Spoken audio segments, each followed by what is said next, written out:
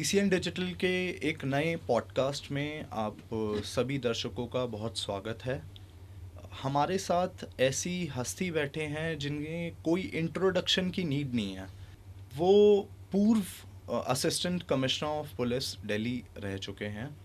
आइए उनके बारे में, उनकी जर्नी के रिगार्डिंग जानते हैं कि उनका जो पूरी लाइफ का बेस है उनका कैसा रहा है, उन्होंने किन किन चुनौतियों का, किन किन क्रिमिनल्स की गतिविधियों का सामना किया है, उनकी लाइफ के बारे में जानते हैं।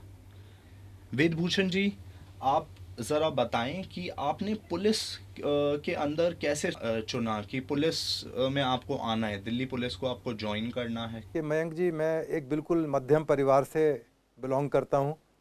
समाज के अंदर बहुत सारी ऐसी चीज़ें थी, जब पढ़ाई करता था, कॉलेज में था, तो तमाम जो पुलिस से इंटरेक्शन होते थे, पुलिस के बारे में जानकारियाँ हासिल होती थीं, पुलिस के काम करने के तरीके के बारे में जानना चाहता था। तो एक उत्सुकता थी कि किसी तरह से पुलिस के अंदर दर्ज कराऊँ अपनी उपस्थिति। और इसी क्रम के अंदर जब मैं अपनी ग्रेजुएशन पूरी करी तो उसके बाद स्टाफ सिलेक्शन कमीशन का एग्ज़ाम था, जिसको मैंने टॉप किया हिंदुस्तान में। उसके बाद मेरी पुलिस की यात्रा शुरू हुई, जो आज तक भी जारी है। हालांकि रिटायर हुए 8 साल हो गए हैं, परंतु मेरी यात्रा उसी तरह से जारी है जिस दिन मैंने 83 में दिल्ली पुलिस को ज्वाइन किया था।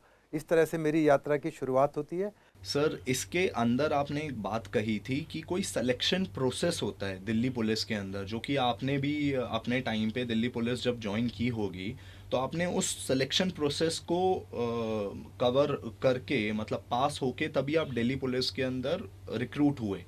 तो दर्शकों को आप ये बताना चाहेंगे कि कौन सा सिलेक्शन प्रोसेस है, उन्हें क्या करना है टू ज्वाइन दिल्ली पुलिस, जो लोग ऐसे हैं जो सोच रहे हैं इन ऑर्डर टू ज्वाइन। देखिए, जो हमारा यूथ है, लड़के हैं चाहे लड़की हैं, उनके अंदर इच्छा होती है। बहुत सा एक ऐसा बड़ा वर्ग है जो चाहता है वर्दी पहने, आर्मी की वर्दी पहने, नेवी की वर्दी पहने, पुलिस की वर्दी पहने। तो एक वर्दी का एक अलग चार्म और क्रेज़ हमारे समाज के अंदर शुरू से रहा है।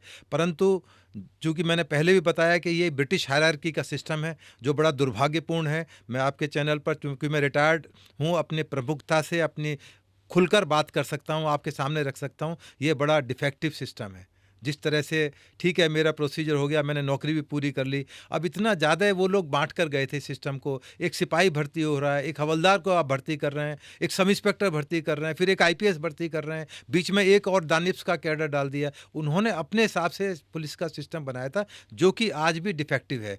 परंतु चूंकि आईएएस आईपीएस इतनी बड़ी लॉबी है कि उनके खिलाफ मैं आपके पॉडकास्ट पे बोल रहा हूँ, तो शायद वो सुनेंगे तो उनको बुरा लगेगा, उनको लगे बुरा। पर यदि वो उसको बात को मनन करेंगे तो बिल्कुल सही है कि ये जो कैटेगराइज्ड है, ये ब्रिटिश के अंदर नहीं है, अमेरिका के अंदर इस तरह का सिस्टम नहीं है। रशिया के अंदर मैं गया था, मैंने जानने की कोशिश की कि वहाँ पुलिस कैसे भर्ती की जाती है। पुलिस की बाकायदा 5-5 साल की, जैसे हम डिग्री करते हैं, एमबीए करते हैं, उस तरह की पढ़ाई होती है। उसके बाद एक कॉम्पिटेंट पुलिस ऑफिसर निकलता है। परंतु हमारे यहाँ डिफेक्ट ये है कि आप अच्छे हिस्ट्री में, पढ़ाई में अच्छी तैयारी कर ली, 2-3 सब्जेक्ट अच्छे तैयार कर लिए, आप आईएएस आईपीएस हो गए। इसका आईक्यू से या दिमाग से कोई ताल्लुक नहीं है, केवल आपकी ब्रॉटअप कैसा हुआ, आप इंग्लिश स्कूल में पढ़े, आपका जो पढ़ाई लिखाई, ट्यूशन थे, तमाम तरह की फैसिलिटीज़ थी, उससे संबंध है। इसलिए ये बड़ा डिफेक्टिव सिस्टम है, इसको तमाम को स्क्रैप करने की ज़रूरत है। पर मैं साथ के साथ ये भी कह रहा हूँ, जो आपके दर्शक देख रहे होंगे, इसको स्क्रैप करने के लिए बहुत बड़ा दिल चाहिए, सरकारों के अंदर हिम्मत चाहिए। क्योंकि जहाँ भी सिस्टम के अंदर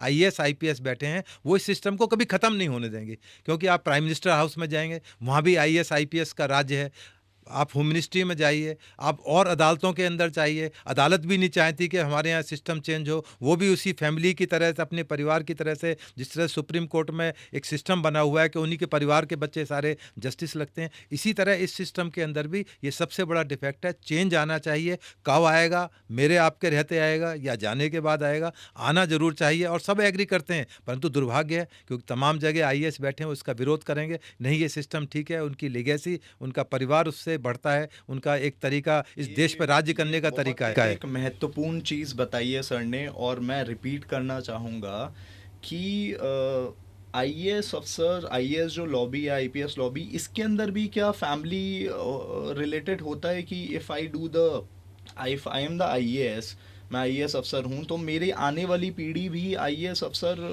बन सकती है, ऐसा बिल्कुल, है? क्योंकि उनका ब्रॉट अप और माइंडसेट इस तरह से, उनकी पढ़ाई लिखाई शिक्षा होती है, उनको यही बताया जाता है केवल और केवल आपको यही लाइन चूज करनी, क्योंकि सारी ताकत, पैसा, इज्जत, सम्मान, आप सबसे ज़्यादा ऐसी सर्विस के अंदर है पूरे हिंदुस्तान के। बड़ी स्ट्रांग लॉबी बन चुकी है। अब आप देखें कि मैं रिजर्वेशन की बात इसलिए ला रहा हूँ क्योंकि अब आप देखें एससी एसटी ओबीसी के अंदर जो एक आईएएस बन गया और बहुत बड़े पोस्ट पर बैठा हुआ, जिसके बाद तमाम फैसिलिटीज़ हैं। अभी आपने देखा हरियाणा के अंदर एक आईपीएस ऑफिसर ने सुसाइड कर लिया।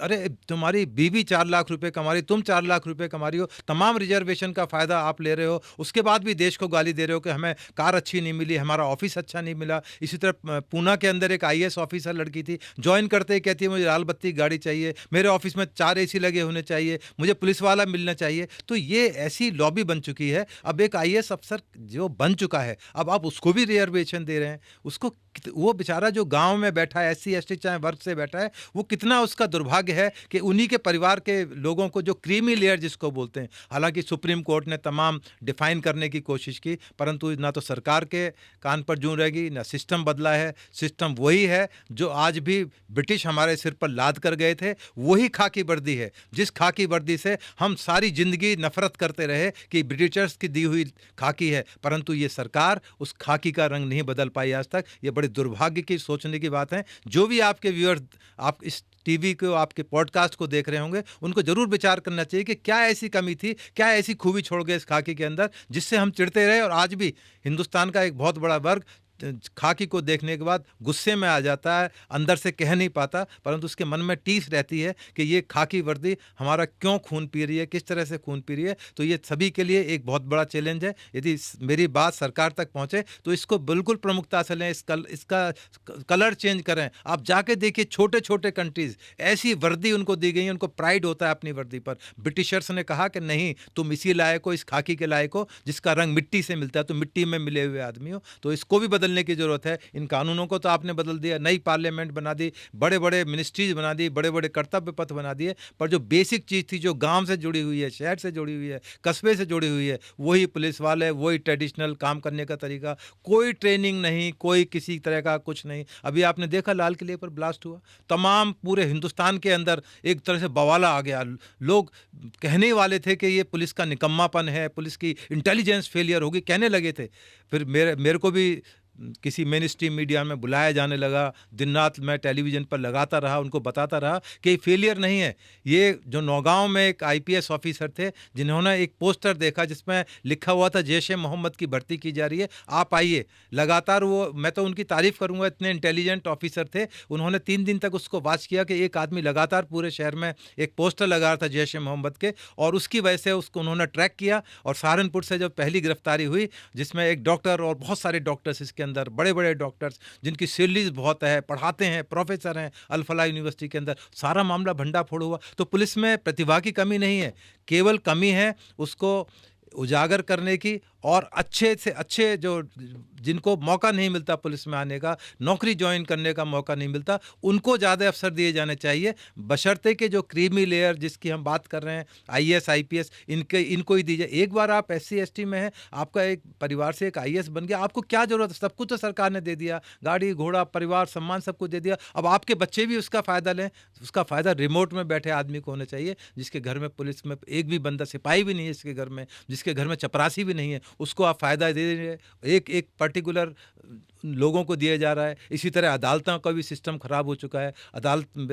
हालांकि ये बड़ा एक कंट्रोवर्शियल सब्जेक्ट है कि अदालत के ऊपर भी लोग उंगली उठाने लगे हैं। पहले सुप्रीम कोर्ट के खिलाफ लोग बोलते हुए डरते थे, अब खुलकर बोलते हैं कि सुप्रीम कोर्ट में पीछे अभी जस्टिस वर्मा का कांड हुआ, मेरे आप जैसे के खिलाफ तो कितनी एफआईआर उस मामले में दर्ज हो जाती हैं, आज तक कोई एफआईआर दर्ज नहीं। और बहुत सी टिप्पणियाँ हुई, एक चीफ जस्टिस के ऊपर जब जूता फेंकने की कोशिश की गई, बल्कि फेंक दिया था वो, चलो अलग बात है, उसको माफ़ी खाता कर दिया गया। मेरे खिलाफ यदि सुप्रीम कोर्ट कंटेम्प्ट ले ले तो मुझे तो उठा के तिहाड़ जेल में डाल देगी। तो इसलिए ये ऐसे इशू हैं जिनको प्रमुखता से उठाना चाहिए, और मेरे आपके उठाने से नहीं, जब पूरा देश इसके लिए उठकर खड़ा होगा कि हाँ, ये बदलाव की ज़रूरत है, इस दिशा में बदलाव किया जाना चाहिए, सरकार का ध्यान जाना चाहिए, और तमाम जितने भी जो आम जनता से जुड़े हुए में फैसले हैं उसमें उनका योगदान होना चाहिए, ना कि जो 250 परिवार के लोग सुप्रीम सुप्रीम कोर्ट में राज्य करते हैं, हाई कोर्ट में राज्य करते हैं, ये सत्ता उनसे निकलनी चाहिए। एक आम आदमी को भी न्याय करने की, उस कुर्सी पर बैठने का मौका मिलना चाहिए। इसलिए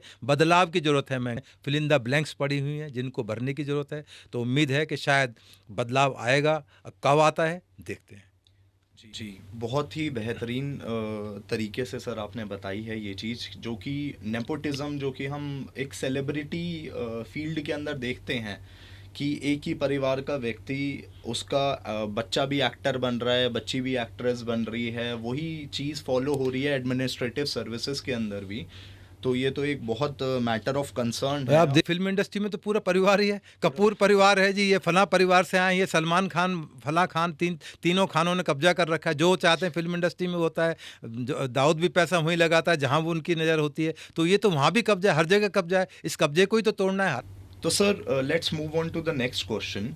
आपकी पहली पोस्टिंग जब हुई थी और उसका एक्सपीरियंस कैसा रहा था, आपकी पहली पोस्टिंग का? पहली पोस्टिंग पुलिस के अंदर एक ट्रेनिंग होती है, 1 साल की लगभग। हर स्टेट के अंदर पुलिस की ट्रेनिंग कराई जाती है। उसके अंदर पुलिस को बेसिक जो कानून की चीज़ें हैं और जो पुलिस की इन्वेस्टिगेशन से रिलेटेड चीज़ें हैं, वो तमाम का एक तरह से ज्ञान, एक्सपोजर दिया जाता है। उसके बाद में फिर 1 साल की और ट्रेनिंग कराई जाती है जिससे थाने के अंदर एक्सपोजर हो जाए। तो मेरी जब पहली पोस्टिंग हुई, वो एक करोलबाग थाना है सेंट्रल डिस्ट्रिक्ट के अंदर, वहाँ से मेरी पुलिस की यात्रा शुरू हुई।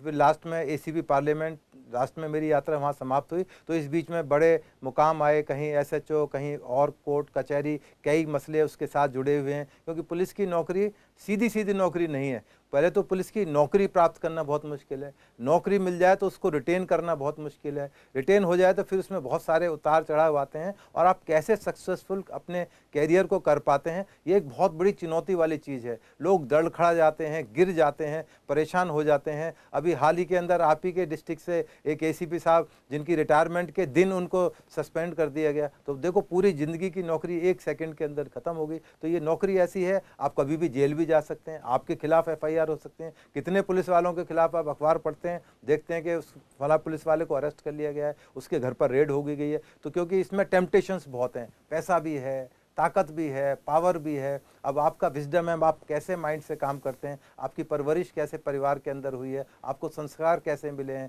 क्या एक छोटे से लालच के अंदर एकदम से आप बहक जाते हैं, या कोई आपके ऊपर दबाव डाल दे तो क्या आप एकदम से दब जाते हैं। ये चीज़ें कुछ इनबिल्ट होती हैं, कुछ ईश्वर देता है, कुछ आपका परिवार देता है, कुछ समाज देता है। तो मेरा तीनों चीज़ें अच्छी मुझे संस्कार भी अच्छे मिले, ईश्वर ने भी मेरे पर आशीर्वाद रखा, तभी मैं आपके सामने बैठकर आज इस स्थिति में हूँ कि मैं अपनी बात खुलकर रख रहा हूँ। आपके दर्शकों को समझ में आएगी कि कैसे एक साधारण परिवार से, मध्यम परिवार से आदमी निकल कर भी प्रमुखता से अपनी बात रख सकता है, जिसका एक महत्व ज़मीन पर या लास्ट में बैठे आदमी के ऊपर ज़रूर पड़ता है, और जाना भी चाहिए। सर हमें कोई ऐसा केस बताइए जो कि आपके करियर के अंदर इतना हाई प्रेशर हो कि आपको लगा कि नहीं, अब तो मैं मतलब जैसे लोग होते हैं चुनौती नहीं ले पाते, आपने कौन सा ऐसा चुनौतीपूर्ण केस किया, हाई प्रेशर केस, जिसके बारे में आप व्यूअर्स को बताना चाहेंगे?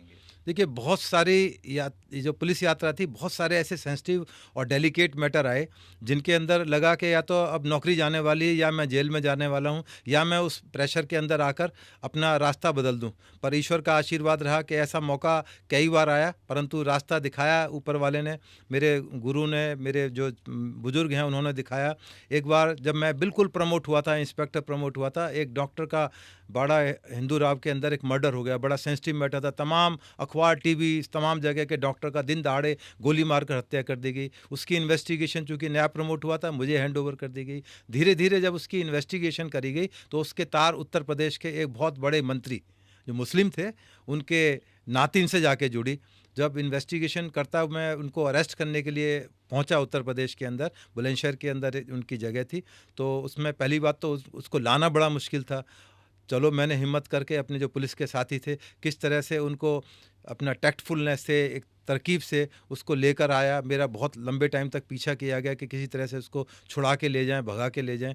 जैसे ही मैं दिल्ली में आया, जो मेरे तत्कालीन डीसीपी थे, उन्होंने आते ही मुझे मैसेज दिया कि आप तुरंत मेरे पास आइए।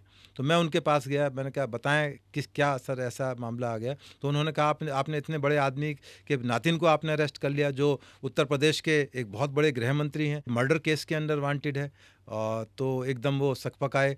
तो मैंने कहा सर आप बताओ, मैं छोड़ भी सकता हूँ, इसको बंद भी कर सकता हूँ, दोनों तरह की पावर मुझे इस अदालत ने, इस कोर्ट ने दी हुई है। मेरी इन्वेस्टिगेशन, चूँकि मैं इस केस का पिता हूँ, ये मेरा बेबी है, आप मुझे बताएं क्योंकि आप सीनियर ऑफिसर हैं। अब मैं तो इसको अपनी तरफ से तो अरेस्ट करके ले आया हूँ। अब चूँकि मैं कह चुका था तो उनके लिए गले की एक तरह से हड्डी बन गई कि अब वो क्या करें, क्योंकि मामला कहीं ऊपर से जुड़ा हुआ था, गृह मंत्रालय से जुड़ा हुआ था। वो बात सारी ऊपर पहुंची कि ये मामला, तब चूंकि इंस्पेक्टर साहब तो अरेस्ट करके ले आए, अब कोई रास्ता नहीं है, तो लास्ट में अल्टीमेटली डिसाइड हुआ कि आप अरेस्ट करके आप इसको जो भी इन्वेस्टिगेशन करनी है। उसमें काफ़ी सारे दबाव आए, मुझे जान से मारने तक की धमकी आई। टेलीफोन पर, घर पर उस टाइम मोबाइल तो होते नहीं थे, लैंडलाइन फ़ोन होते थे।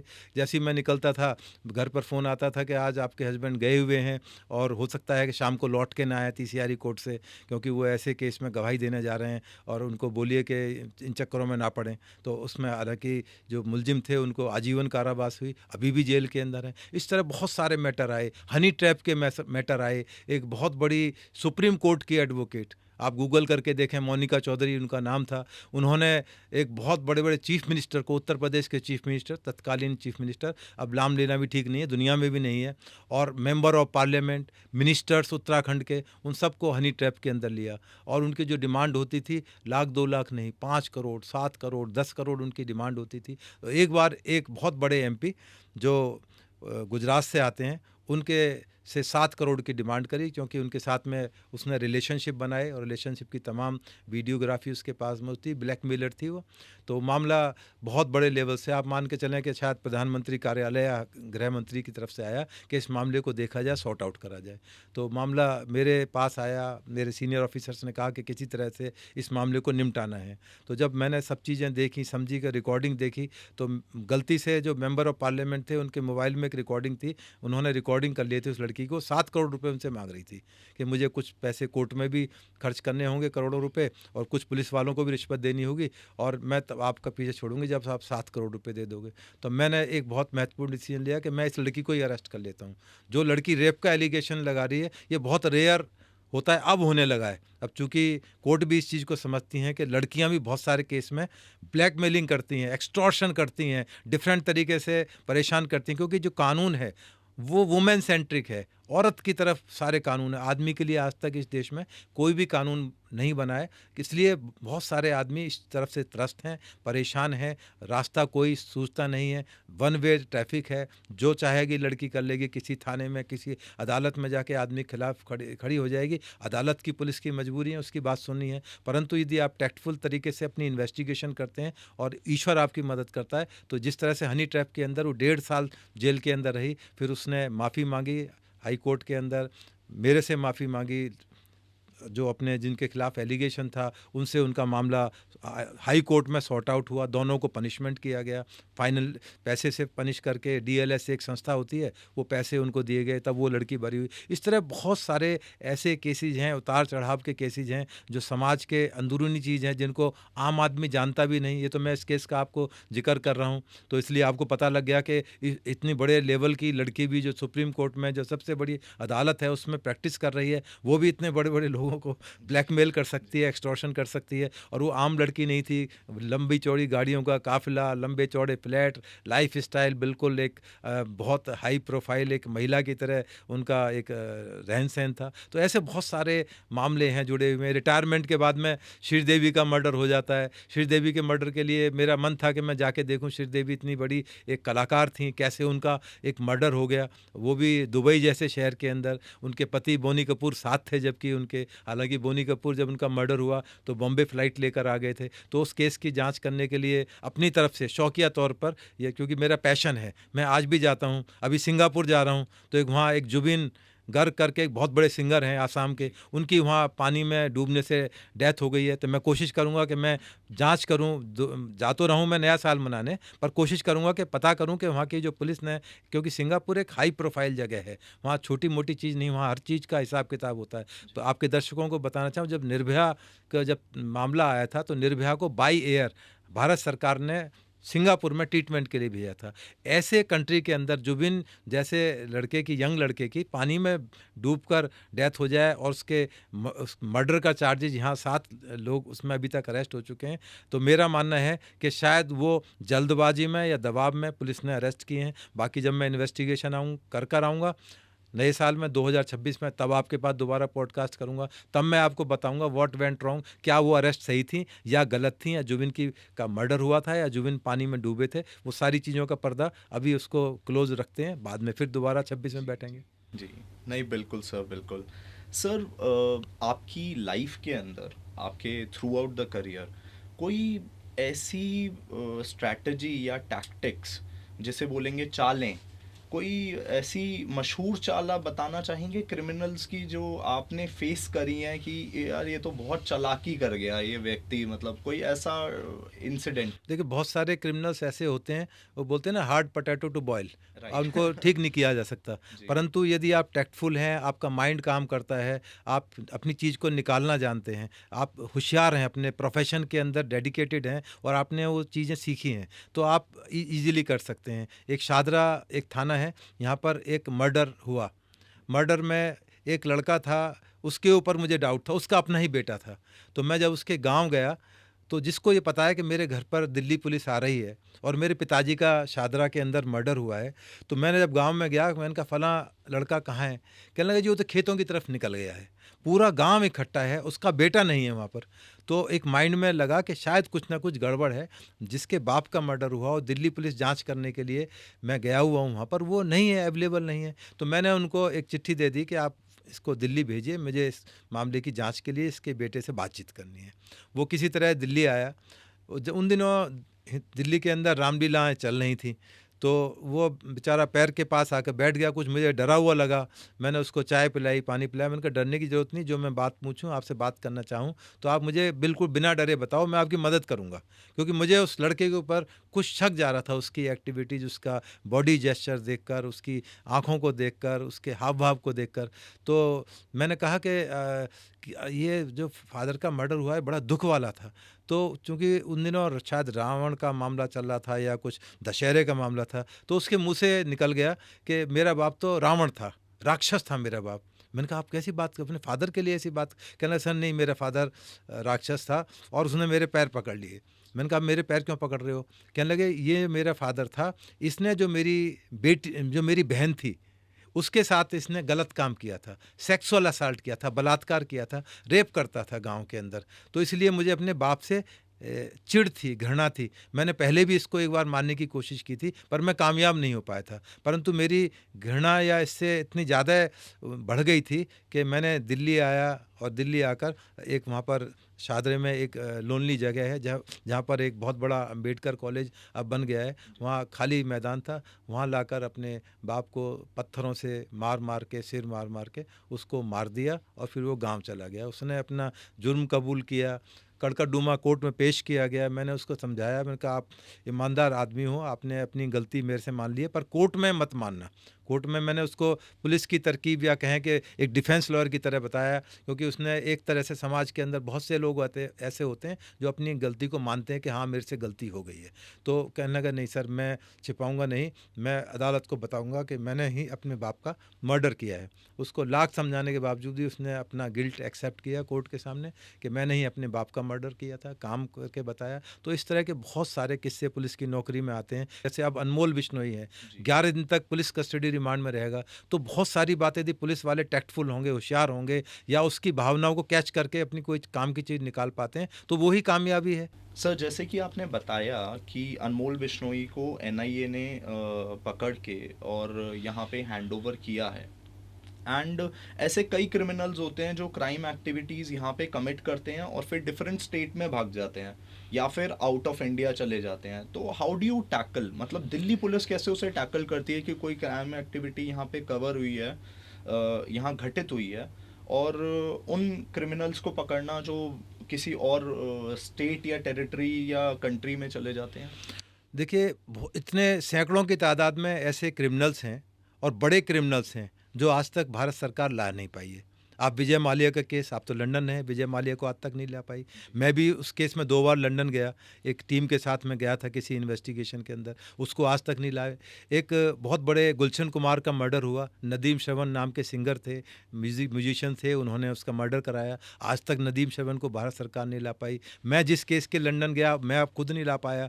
इस तरह के बहुत सारे ऐसे मामले हैं जो बाहर से, आपने तो कहा यहाँ से करके भाग जाते हैं, मैं उन मामलों की बात कर रहा हूँ कि जो वहाँ बैठकर Canada, America, Dubai, Europe submit में करते बैठ के वहाँ से, यहाँ से बैठकर यहाँ कराते हैं। एक पन्नू का नाम सुना होगा। पन्नू इतना मतलब इतना देशद्रोही है भारत के खिलाफ, वहाँ से जहर उगलता रहता है हर टाइम, उसके खिलाफ दुनिया भर के मामले हैं और मुझे पता है कि उसके लिए भारत सरकार को लाना बहुत मुश्किल है। परंतु अनमोल बिश्नोई का केस बिल्कुल अलग है, क्योंकि अनमोल बिश्नोई तो भागा ही फोर्स डॉक्यूमेंट्स पर था, और फोर्स डॉक्यूमेंट्स पर भागने के बाद दुबई गया, दुबई के बाद केनिया भाग गया, केनिया के बाद फिर कनाडा चला गया, कनाडा में उसने बहुत सारे अपराध किए, जब वहाँ पर प्रेशर पड़ा तो फिर अमेरिका चला गया फोर्स डॉक्यूमेंट्स पर। वहाँ उसको, वहाँ पर अमेरिकन पुलिस ने उसको, जो FBI है, उन्होंने उसको अरेस्ट किया, जेल में डाल दिया कैलिफोर्निया के अंदर। परंतु धीरे धीरे उसकी जो दूसरा ग्रुप था बराड़, उससे रंजिश भी होगी लॉरेंस बिश्नोई की कि तुमने मेरे भाई की अमेरिका में मदद नहीं की, मेरा भाई जेल के अंदर पड़ा हुआ है। किसी तरह उसकी बेल हुई, और बेल होने के बाद उसके पैर में ट्रैकर लगा दिए गए।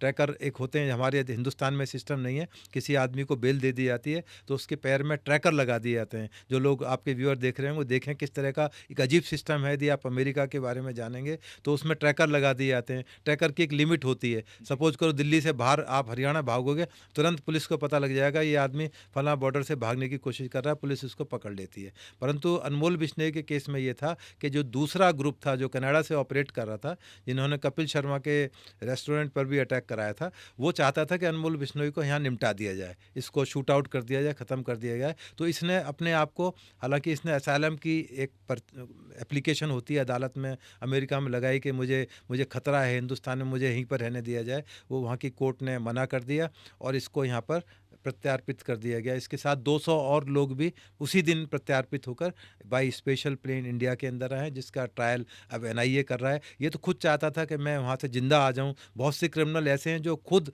अपने आप को अरेस्ट कराना चाहते हैं, क्योंकि उनको पता है कि दूसरा गैंग उनको एलिमिनेट कर देगा, क्योंकि ये ऐसी रंजिश होती हैं कि जब गैंग वार होती है तो एक दूसरे के खून के प्यासे हो जाते हैं। तो इसलिए अनमोल बिश्नोई का मामला और जो क्रिमिनल्स इस टाइम बाहर बैठे हुए हैं उनसे अलग है। बहुत सारे क्रिमिनल्स हैं, रोहित गुदारा है, बरार है, कोई अमेरिका से ऑपरेट कर रहा है, कोई कनाडा से ऑपरेट कर रहा है, कोई दुबई से ऑपरेट कर रहा है, कोई UK से ऑपरेट कर रहा है, ऑस्ट्रेलिया से ऑपरेट कर रहे हैं। तो इस तरह से बहुत सारे क्रिमिनल्स हैं, टेररिस्ट हैं, खालिस्तान सपोर्टर्स हैं जो विदेशों में बैठे हुए हैं और हिंदुस्तान में जब भी उनका मौका लगता है वो जहर फैलाने की कोशिश करते हैं। जैसे अभी पाकिस्तान के बारे में बताया जा रहा है कि लाल किला ब्लास्ट में उनका एक बहुत बड़ा रोल है, वहाँ के जैश-ए-मोहम्मद है, जो डॉक्टर शाहीन अरेस्ट हुई हैं। डॉक्टर शाहीन को छोटी मोटी महिला नहीं थी, एक पढ़ी लिखी महिला थी। तमाम पैसा इकट्ठा करना, अमोनियम नाइट्रेट इकट्ठा करना और तमाम कारों को इकट्ठा करना, पाकिस्तान से जैश-ए-मोहम्मद की जो मसूद अजहर की जो बहन है उसके साथ उसके लिंक पाए गए हैं।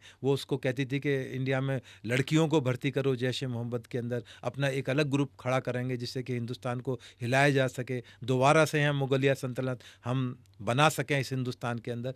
सर एक चीज़ मैं पूछना चाहूँगा कि जब आप पुलिस में थे तो तब और आज में जो क्राइम है, क्या उसमें कुछ बदलाव आया है, मतलब दिल्ली पुलिस में? बिल्कुल मयंक जी, देखिए क्राइम का पैटर्न बिल्कुल चेंज हो गया है। यदि आप पुराने टाइम के ट्रेडिशनल क्राइम को देखें और आज जो क्राइम हो रहा है बिल्कुल डिफरेंट तरीके से हो रहा है। अब आप देखिए, अब साइबर क्राइम हो रहा है, पूरे वर्ल्ड आज की डेट में इससे परेशान है। यहाँ बैठे बैठे नाइजीरिया से ऑपरेट कर रहा है, कोई रशिया से बार बार जो अटैक्स हो रहे हैं इंडिया के ऊपर। अभी आपने देखा एयरपोर्ट के ऊपर सारा सिस्टम हाईजैक कर लिया उन्होंने, हालांकि सरकार ने उसको ओपन नहीं किया क्योंकि उससे हड़बड़ी मचती जाती कि हमारा डाटा भी हैक हो जाता है। हमारे एयरपोर्ट जैसे तमाम हैं, उससे पहले एम्स के ऊपर बहुत बड़ा साइबर अटैक हुआ, सारा हमारा एम्स पैरालाइज्ड हो गया। तो ये इस तरह के जो नए तरह के क्राइम है।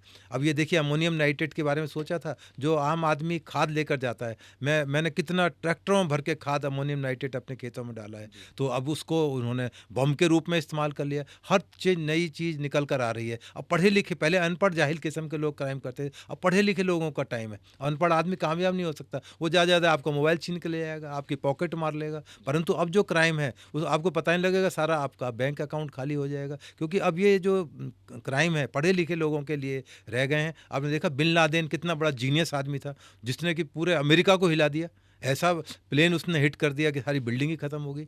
तो ये जो अब डॉक्टर्स का ग्रुप था जो एक्सपोज हो रहा है धीरे धीरे, तो ये भी इसी पैटर्न पर काम कर रहे हैं। और यही नहीं, पूरे वर्ल्ड के अंदर जो पढ़े लिखा जो तबका है, जो हालांकि सब सुविधाएं पैसा होते हुए भी उनका झुकाव होता है कि रातों रातों अमीर बनना है, रिच बनना है, अपनी शोहरत चाहिए, पैसा उसके पीछे बदनामी भी क्यों ना हो, तो वो अपना स्टेक पर रख देते हैं। इसलिए क्राइम का पैटर्न चेंज हो रहा है, तरीके चेंज हो रहे हैं। हालांकि ये पुलिस और क्रिमिनल जो है ये चूहे बिल्ली का खेल है, कभी चूहा आगे होता है, कभी बिल्ली आगे होती है, कभी पकड़ में आ जाते हैं, कई बार रह जाते हैं। तो ये एक सिस्टम है और इस सिस्टम को और मजबूत किए जाने की ज़रूरत है। जिस तरह से अभी आर्टिफिशियल इंटेलिजेंस हमारी आपकी लाइफ में 5% आया है, जब ये 100% आ जाएगा तो आप सोचो कि दुनिया बदल जाएगी। सर, जब आप वेलकम में थे तो उस टाइम में कौन कौन से गैंग ऐसे एक्टिव थे वहाँ पे, और आपने किस गैंग के मेंबर को अरेस्ट किया था? देखिए, welcome welcome basically 95% Muslim dominated area है,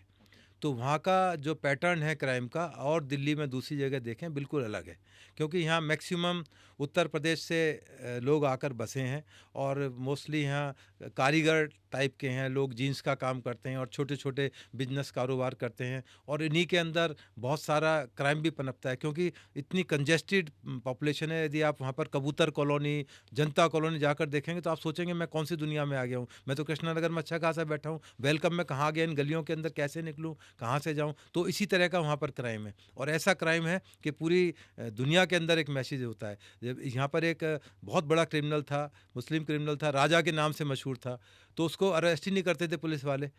तो मैंने उसका जब फाइल देखी, मैंने कहा ये तो बहुत बड़ा क्रिमिनल है। तो मैंने उसको, मतलब इतना बड़ा क्रिमिनल था कि उसको बचाने के लिए जामा मस्जिद के इमाम चल पड़ते थे किसी टाइम में।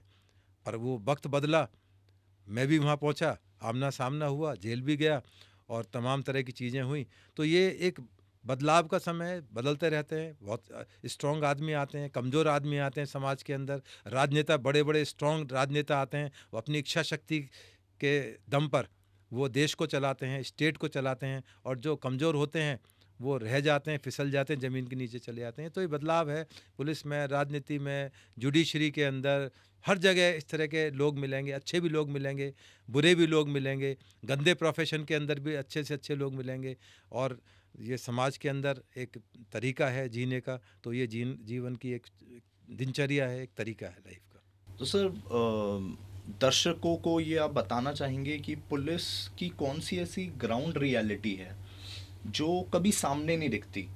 एक रियलिटी होती है जो मीडिया के सामने है, लोगों के सामने रहती है, जो कट टू कट रहती है, और कुछ ऐसी चीज़ें होती हैं जो कभी सामने नहीं आती लेकिन बैकग्राउंड पे चलता रहता है, वो पुलिस का काम है अपना।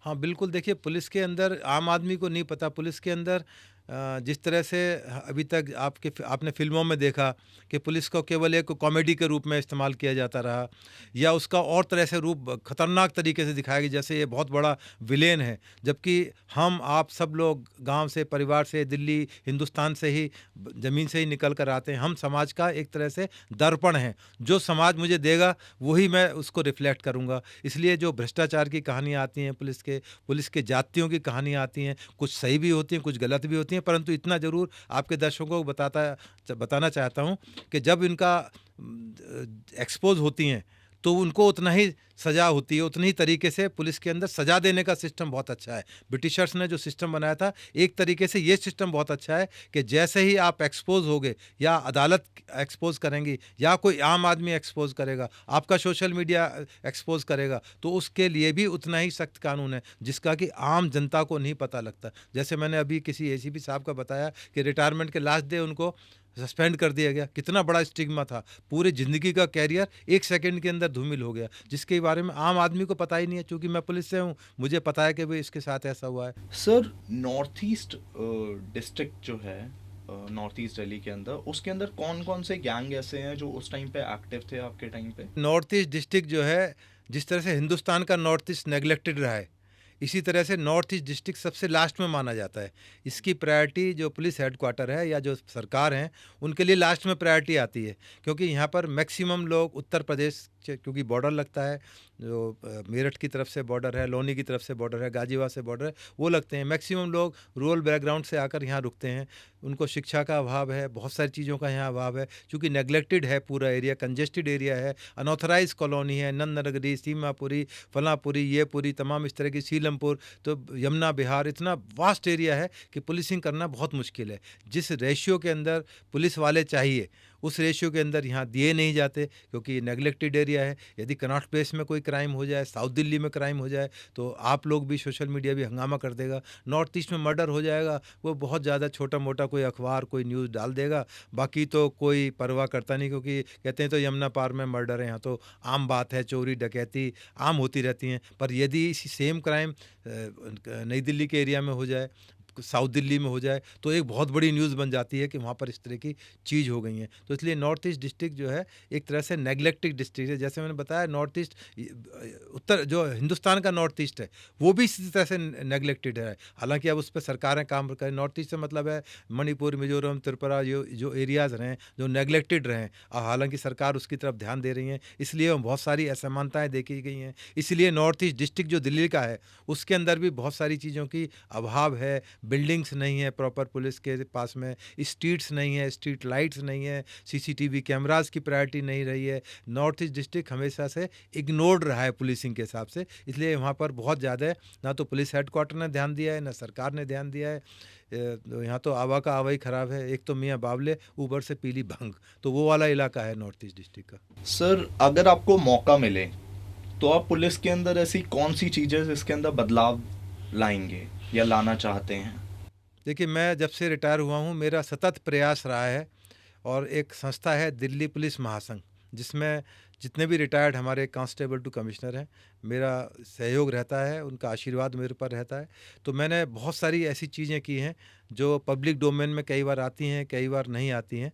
तो अभी सबसे जो प्रमुखता से मेरी डिमांड है, मैंने भारत सरकार को भी लिखा है, प्राइम मिनिस्टर साहब को भी लिखा है, गृह मंत्री जी को लिखा है, कमिश्नर साहब को लिखा है, दिल्ली की सीएम को लिखा है, क्योंकि वो महिला भी हैं, कि दिल्ली में अभी तक महिला थाने नहीं बने हैं। क्योंकि जबकि हम महिलाओं के लिए इतने अधिकारों की बात करते हैं, जो नए कानून हैं उन महिलाओं के लिए बहुत सारी बातें की गई, पर महिला थाने नहीं बना पाए। ये कितना बड़ा एक सब्जेक्ट है, आम आदमी तो इसके बारे में सोचता भी नहीं। आप दूसरे एरियाज़ के अंदर जाइए, आप महाराष्ट्र में जाइए, आप उत्तर प्रदेश में जाइए, महिलाओं के लिए अलग सेपरेट इन्वेस्टिगेशन है, थाने खुले हुए। दिल्ली राजधानी है और दिल्ली में आप थाने नहीं दे पा रहे हैं।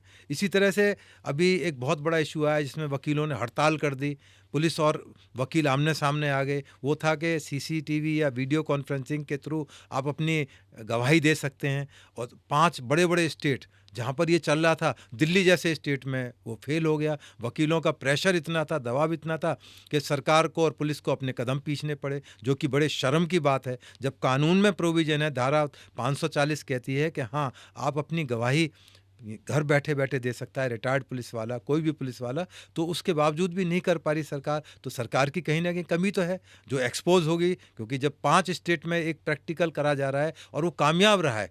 एक आदमी गाजियाबाद में पोस्टिंग है पुलिस वाला, और वो रिटायरमेंट के बाद इलाहाबाद चले जाता है। अब वो हर तारीख पर गाजियाबाद आएगा, कितना एनर्जी, कितना पैसा खर्च होगा, और उसकी गवाही होगी या नहीं होगी। यदि वो घर बैठे या नज़दीक के थाने में जाकर आप अपनी वीडियो कॉन्फ्रेंसिंग कर दें। अब देश दुनिया, आप बात तो करते हैं अमेरिका की और यूरोप की, और आप इतनी छोटी सी चीज़ हिंदुस्तान को या दिल्ली शहर को नहीं दे पा रहे हैं, तो ये हम सब के लिए एक शर्म की बात है, सोचने की बात है। ठीक है, वकीलों के अपने इंटरेस्ट हो सकते हैं, उनका उसमें प्रोफेशनल नुकसान हो सकता है, उनका जो अर्निंग या पैसा उसमें नुकसान हो सकता है, परंतु कितने एक दुर्भाग्य की बात है कि आप इस शहर के अंदर, इतना बड़ा मेट्रोपॉलिटन सिटीज़ है, उसके अंदर एक छोटी फैसिलिटी का लिए आप विरोध कर रहे हैं। तो ये जो दिल्ली की जो स्थिति है, बड़ी ढुलमुल वाली स्थिति है।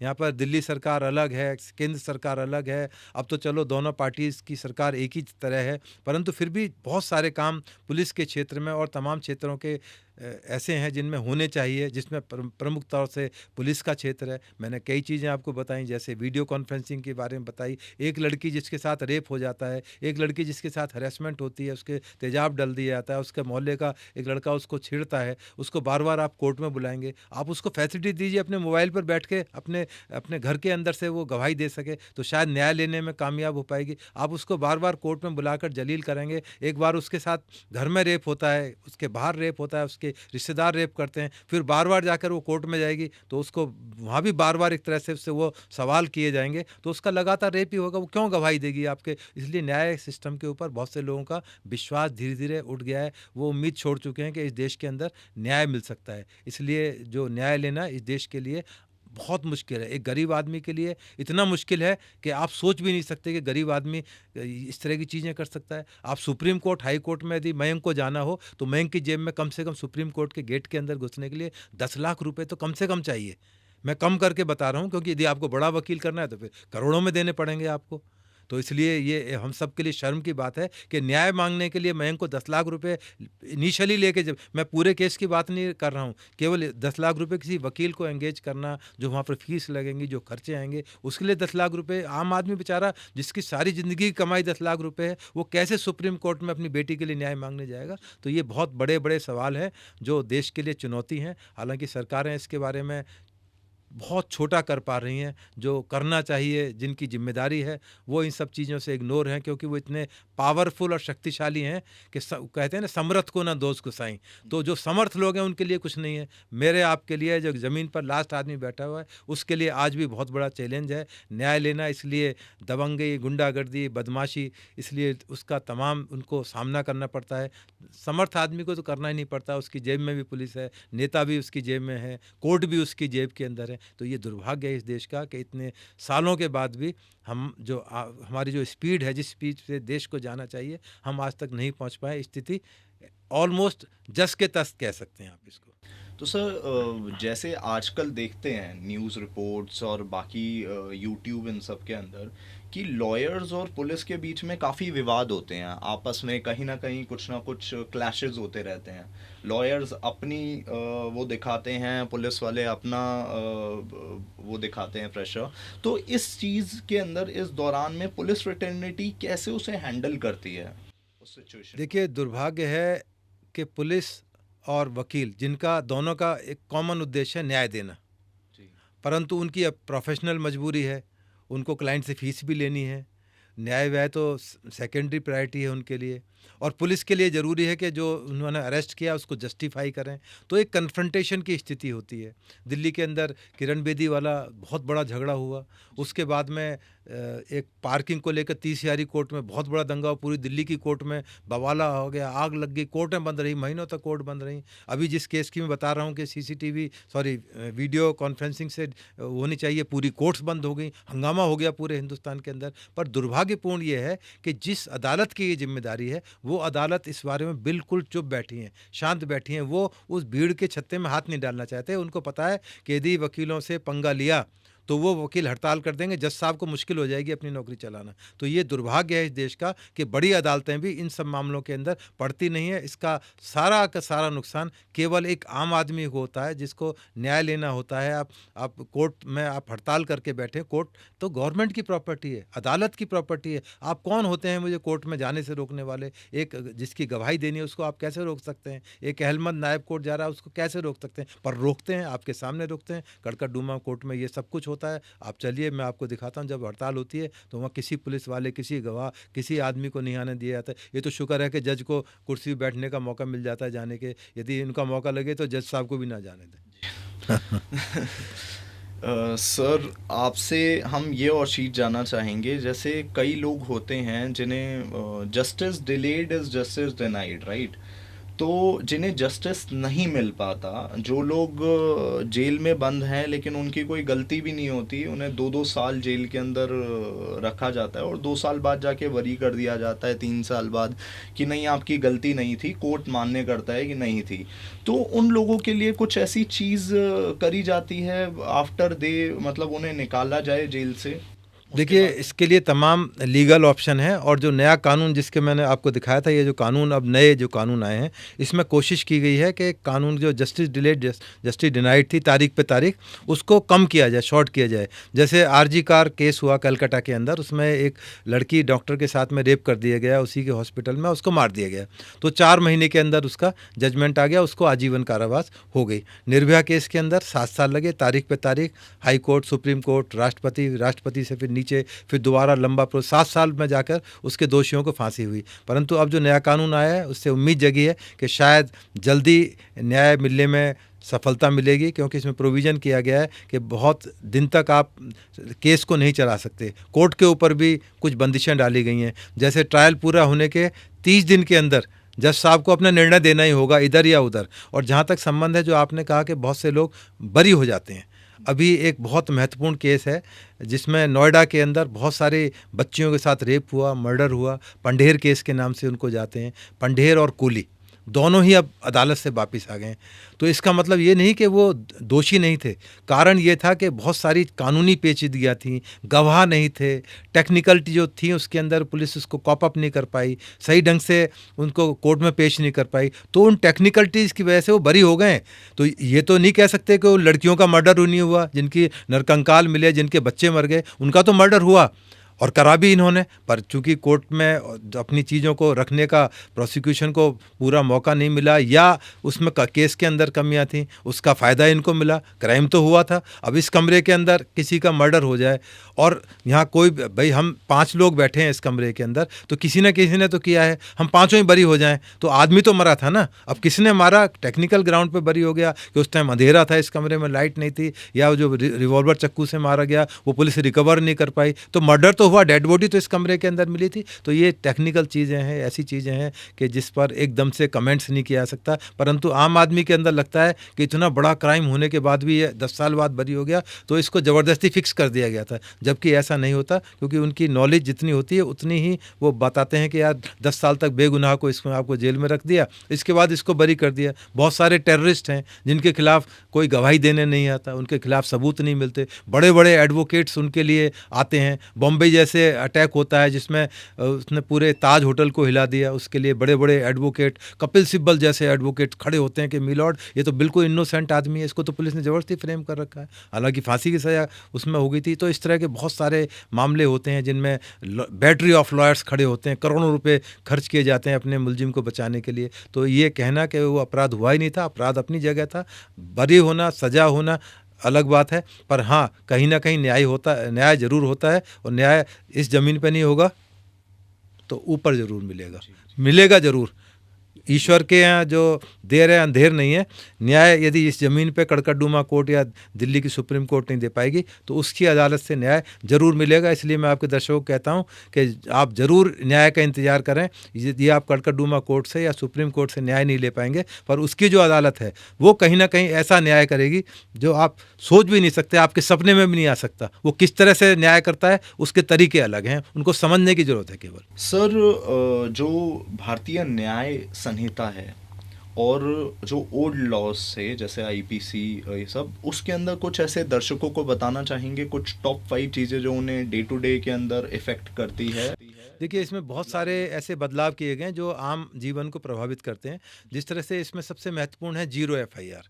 आपके साथ क्राइम होता है, कृष्णानगर थाने में आपके साथ क्राइम होता है, पर उस टाइम पर आप कलकत्ता के अंदर थे, तो आप कलकत्ता में अपनी एफआईआर करा सकते हैं कि मेरे साथ इस तरह से, जब मैं कृष्णानगर में था, मेरे कार से मेरा लैपटॉप चोरी हो गया था, उसकी आप रिपोर्ट लिखें। तो वहाँ कलकत्ता पुलिस की जिम्मेदारी है, उस पर 0 एफआईआर करके आप उसको कृष्णानगर थाने में ट्रांसफ़र कर दें। तो ये 0 एफआईआर का कंसेप्ट है। हालांकि इसमें बहुत ज़्यादा अभी तक कामयाबी नहीं हो पाई। कानून के अंदर ज़रूर वो सरकार ने प्रोविज़न कर दिया है, पर पुलिस का जो ढुलमुल या रिलेक्टेंट जो बिहेवियर है वो आज भी आम आदमी को फेस करना पड़ रहा है। उम्मीद है सरकार ज़रूर इसके बारे में कोई महत्वपूर्ण निर्णय लेगी। इसी तरह से जो डिजिटल एविडेंस हैं उसके लिए प्रोविज़न किया गया है कि आप कोई भी चीज़ है आप रिकॉर्ड कर लें, आप वीडियो बना लें, आपके सीसीटीवी अपने घर के अंदर जो लगे होते हैं वो एक एविडेंस का रूप होते हैं। तो ये जो कानून में बदलाव हुए हैं वो आम आदमी से जुड़े हुए हैं, और ख़ास तौर से जो लड़कियों के लिए जो अपराध हैं उसके बारे में जो है इसके अंदर बहुत ज़्यादा सख्त प्रोविज़न किए गए हैं। फांसी तक की सज़ा का प्रोविज़न किया गया है। छोटे बच्चे हैं,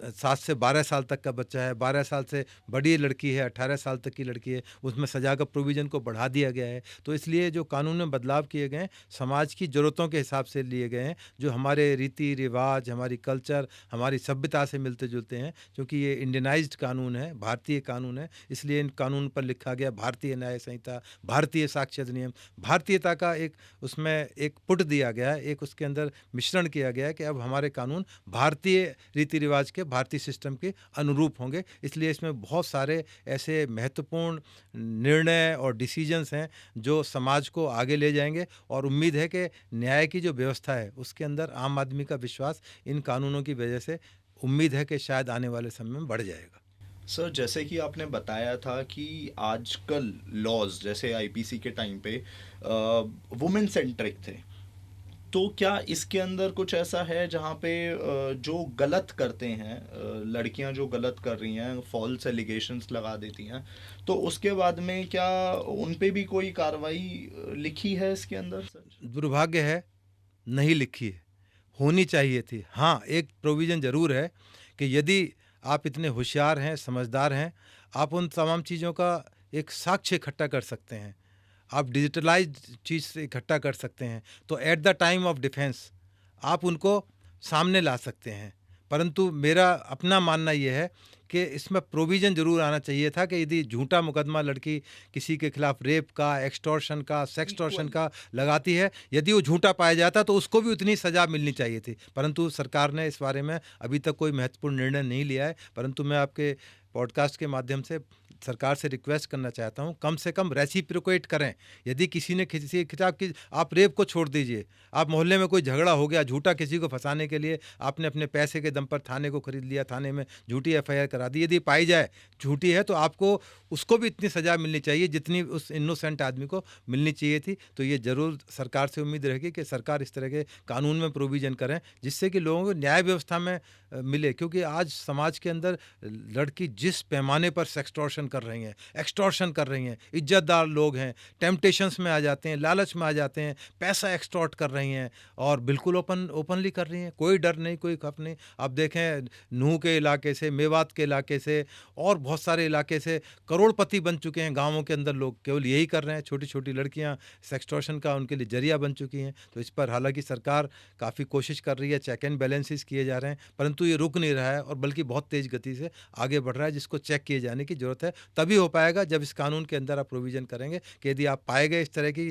करते हुए तो आपके लिए मुश्किल होगी। मैं आपको एक एग्जांपल बताऊं, एक बहुत बड़े आर्मी के ऑफिसर्स मेरे ऑफिस में आए, तो उन्होंने कहा कि मेरे साथ इस तरह से एक लड़की एक्सटॉर्शन कर रही है और काफ़ी अमाउंट मैं दे चुका हूँ उसको।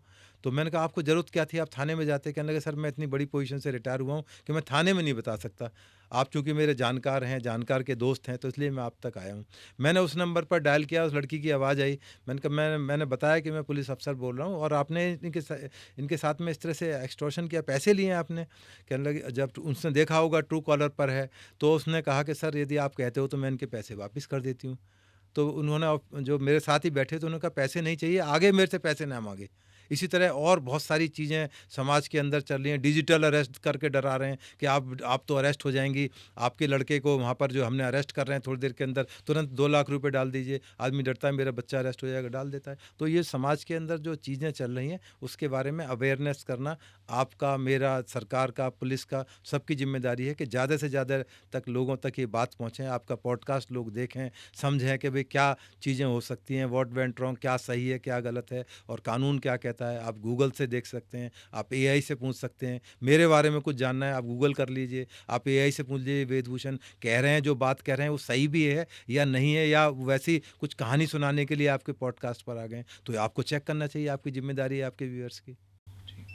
सर, आखिरी में आपके अनुसार एक अच्छा पुलिस अधिकारी कौन होता है? देखिए, अच्छा पुलिस अधिकारी एक आदर्श नागरिक होता है। जो अच्छा एक आदर्श नागरिक है जिसमें देश के लिए जज्बा है, देश से प्यार करता है, अपने देश से, अपने समाज से प्यार करता है, अपनी दुनिया से प्यार करता है, वही एक अच्छा पुलिस अफसर बन सकता है। और अच्छे पुलिस अफसर बनने के लिए इसका संबंध केवल परिवार से है, आपकी स्कूलिंग से है, आपके कॉलेज से है, किस तरह से आप अपने जीवन में चलते हैं, किस तरह से आप, समाज आपको गाइड करता है। क्योंकि पुलिस ऑफिसर एक तरह से समाज का दर्पण है। यदि समाज के अंदर भ्रष्टाचार है तो आप उम्मीद करें कि दूसरा पक्ष बहुत ईमानदारी से और 100% पाक साफ होगा, तो उम्मीद करना आपके व्यूअर्स के लिए गलत है। तो इसलिए समाज को पहले ठीक करना है, तभी आप पुलिस से और अदालतों से उम्मीद करेंगे कि वो भी पाक साफ रहें। आप भ्रष्ट रहें और उम्मीद करें कि पुलिस विभाग और जुडिशल सिस्टम हमारा ईमानदार रहे, तो ये संभव नहीं हो सकती। ताली दोनों हाथों से बजती है, एक तरफ से नहीं बजती। इसलिए आपकी भी जिम्मेदारी है आपके व्यूअर्स की कि वो भी इन चीज़ों को समझें कि हाँ, यदि मैं भ्रष्ट हूँ तो मैं उम्मीद ना करूँ किसी से कि वो भ्रष्ट ना हो। और सबसे महत्वपूर्ण चीज़ जो बीएनएस सर की बुक है, किताब है, मैं थोड़ा बोलना चाहूँगा सर को। सर आप ही ज़रा ब्रीफ कर दें कि आपने कौन सी किताब लिखी है, दर्शकों को बताएं और उन्हें बताएं कि क्या इसके अंदर है। देखिए, ये जब कानून आया था तो पुलिस ऑफिसर्स के लिए अपने आप में बहुत बड़ा चैलेंज था कि किस तरह से हम एफआईआर लिखें, क्योंकि आप रोज़ टेलीविज़न में देखते हैं कि उसमें एफआईआर हो गई हैं, उसमें 2 एफआईआर हो गई हैं। तो एफआईआर एक ऐसा इंपॉर्टेंट डॉक्यूमेंट है, फर्स्ट इंफॉर्मेशन रिपोर्ट, कि जिसके आधार पर सारा हमारा सिस्टम चलता है, यहाँ से लेके सुप्रीम कोर्ट तक इसी एफआईआर पर चलते हैं। तो जब ये कानून आया तो ज़रूरत थी कि भाई एक सिंपल भाषा के अंदर किस तरह से हमारे जो एफआईआर लिखते हैं, एफआईआर कौन लिखता है ज़्यादा से ज़्यादा? Head constable, sub inspector, ASI, इससे ऊपर का कोई एफआईआर नहीं लिखता है। तो उनके लिए किताब हिंदी में मैं किताब लिखी थी कि भाई किस धारा के अंदर कोई एफआईआर कैसे लिखे एक पुलिस वाला, क्योंकि पुलिस वाले की जो अपनी एजुकेशन है, बैकग्राउंड है, कई बार इतनी स्ट्रांग नहीं होती। मोस्टली गांव की रूरल बैकग्राउंड से, मैं भी गांव से आया हूं, तो उसकी बैकग्राउंड नहीं होती थी कि नए कानून को एकदम से अडेप्ट कर सके। तो उसके लिए किताब एक सहायक के रूप में हो। जैसे मैंने ये पेज खोला है तो इसमें धारा 64 के बारे में बताया गया है कि बलात्कार के लिए क्या दंड है। ये मैंने रैंडम पेज खोला है, तो उसमें कैसे आप एफआईआर ड्राफ्ट करेंगे जिससे कि मजबूत एफआईआर बन सके। जब आपकी नींव मजबूत होगी तो आपका मकान भी बुलंद होगा, मजबूत होगा, लंबे समय तक जाएगा, आप मुलजिम को सजा दिला पाएंगे। तो इसलिए किताब है। मेरा काम था रिटायरमेंट के बाद किताब लिखना, अवेयर करना। सोशल मीडिया में जाता हूँ, कम से कम 15,000 से ऊपर डिबेट में मेन स्ट्रीम मीडिया जो बड़े चैनल्स हैं उन पर कर चुका हूँ। पुलिस का पक्ष रखता हूँ और यही मेरा बिजी रहने का तरीका है, यही मेरे जीवन का तरीका है जीने का, जो मैं बढ़िया तरीके से जी रहा हूँ। जो आपके व्यूअर्स हैं देखें कि श्रीदेवी का मर्डर कैसे हुआ, मैंने कैसे प्रूव किया कि ये मर्डर था। अब मेरा दिमाग कहता है कि वो मर्डर नहीं था, वो एक एक्सीडेंटल डेथ थी जो पानी के अंदर डूबने से हो गई। अचानक से किसी की डूबने से मौत हो गई, किसी की, और खासकर सेलिब्रिटीज़ जो बड़े फेसेस हैं इस देश के अंदर।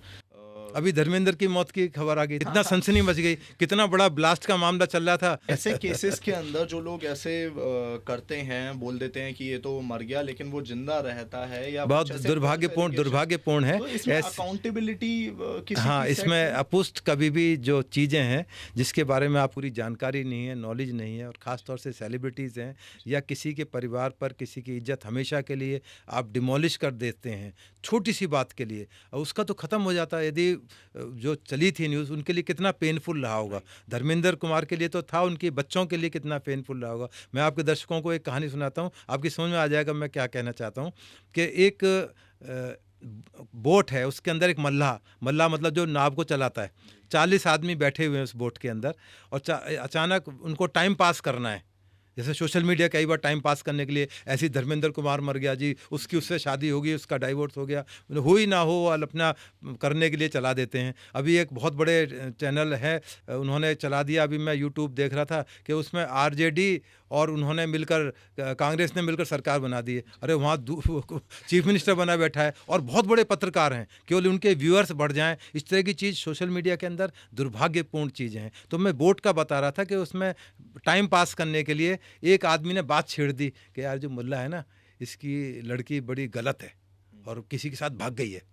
अब वो सूसी शुरू हुई, टाइम पास करना था, कहने यार लड़की तो बड़ी चालू थी भाई, पूरा गांव उससे परेशान था, ऐसे ड्रेस पहनती थी, ये रहती थी, वो रहती थी, और मैंने कई बार देखा उसको अपनी आंखों से। अब बेचारा सुन रहा है, उसका बाप है, क्या करे, अपनी लड़की की बदनामी खुद उसका बोट के अंदर सुन रहा है। बोट से उतर जाता है, सब लोग अपने घर चले जाते हैं, वो बेचारा मल्लाह जाके देखता है कि उसकी लड़की बैठकर रोटी बना रही है, घर पर तवे पर खाना बना रही है।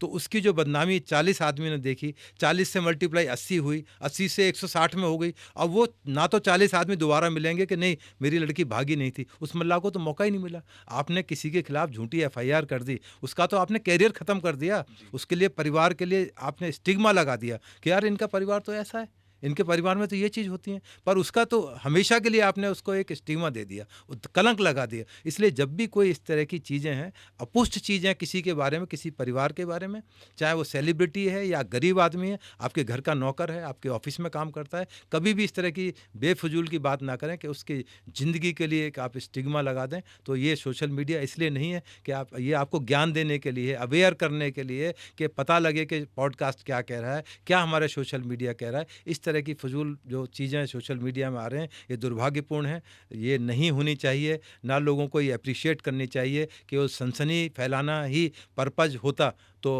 और बहुत सारी चीज़ सनसनी तरीके से फैल सकती थी। पर ये सोशल मीडिया का मेरा कहना है मैं कि ये मिसयूज़ है, ये नहीं होना चाहिए, ये रुकना चाहिए। इसके बारे में कोई ना कोई सरकार को लेजिस्लेशन लाना चाहिए, कानून लेना चाहिए, जिससे कि इनके खिलाफ एक्शन हो सके।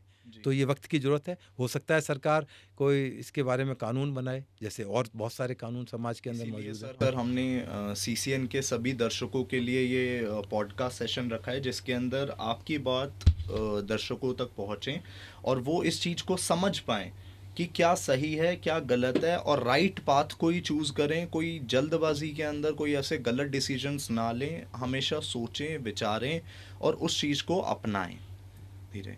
इसी के साथ सर हम पॉडकास्ट को ख़त्म करते हैं। Many thanks. धन्यवाद मयंक जी, फिर मिलेंगे आपको 2026 में। बिल्कुल बिल्कुल सर, थैंक यू।